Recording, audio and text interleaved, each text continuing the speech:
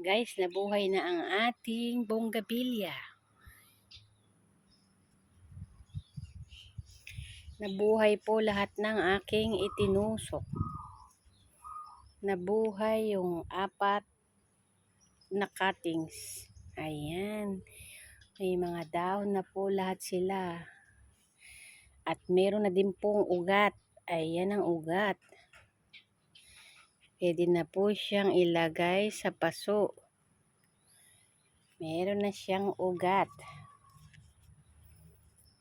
Meron na siyang ugat.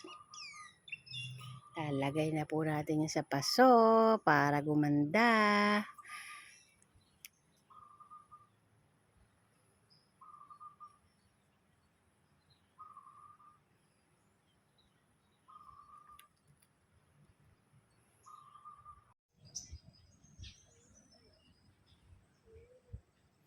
Binutasan ko po yung puwitan.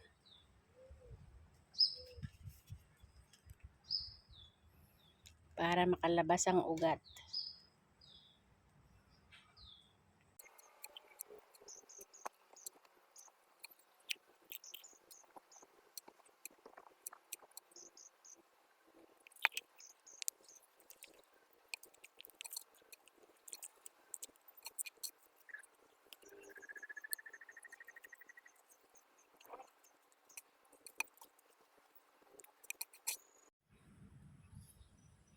Ayan, nakatanim na ang ating bonggabilya.